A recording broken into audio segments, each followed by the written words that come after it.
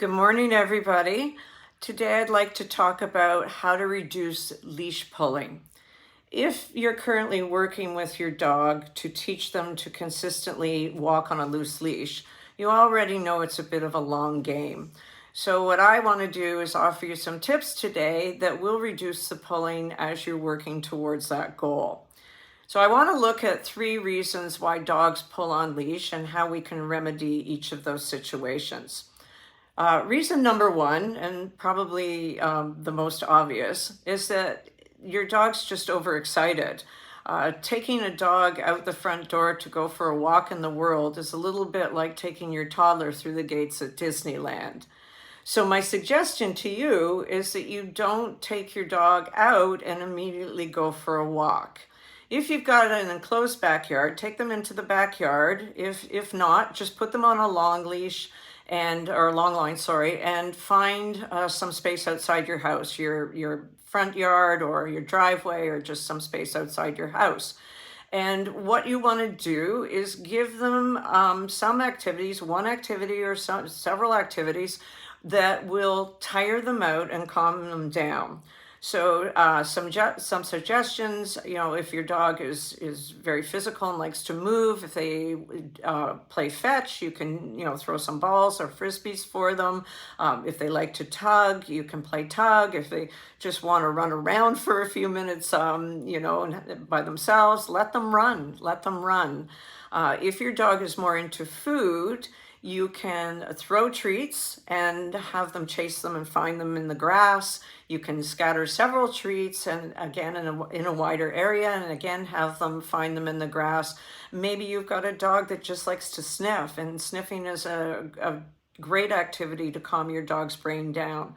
So you want to spend a little bit of time being a detective and trying to figure out what will calm your dog down or tire them out a little bit physically for 5 minutes or so before you take them out on that walk.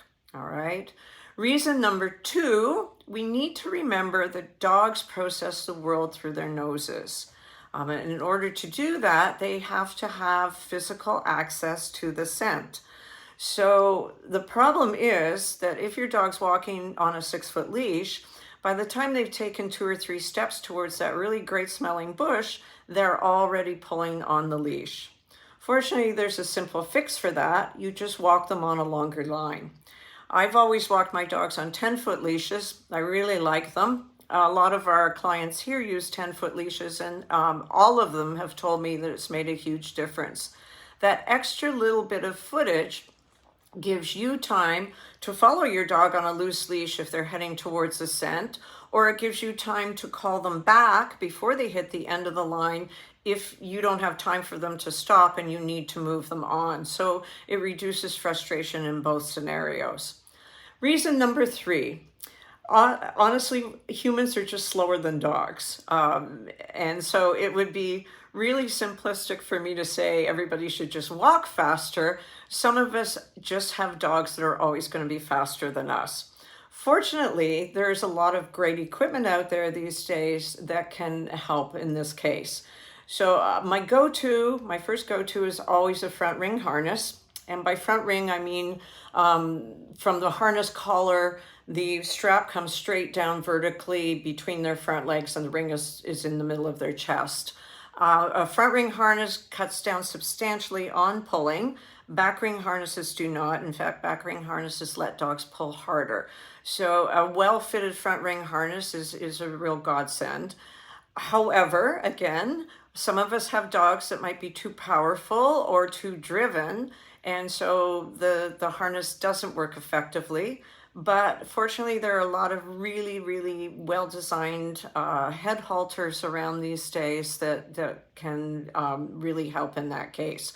So if you're interested in some specific brands that we recommend, just let me know and I'll be happy to send the links to you.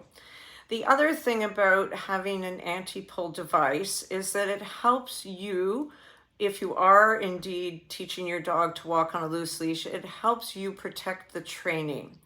So if you are training your dog for loose leash, again, you've also realized that you can't do it for an entire walk. So what we suggest people do is, get your dog with you, get them beside you or near you on the loose leash, reinforce them heavily for being there, and then give them some sort of verbal cue, a consistent one, to tell them that they can then go and sniff or explore the world, that they're off the clock. So if I'm walking my dogs, they're walking with me, I'm reinforcing them for being there. I just then tell them to go sniff. They can go sniff. And because they're on that anti-pull equipment, it's not really frustrating for me if they are pulling, and they're supposed to be pulling because they're off the clock, if they're pulling to a scent or something they want to investigate. So, anti-pull equipment is really, really important if you want to protect your training so that your dog knows exactly when they should be not pulling and engaged with you and when they are allowed to go off and pull. So that's a really great system to follow. I hope that these tips have been useful for you, and if you go out and try them, please, and you find they are working, please come back and leave a comment for us, or send us a text or an email to let me know that they are working. We would really appreciate that. If you have any difficulties or you have any questions, also please don't hesitate to get in touch with us as well. And I wish you all happy walking.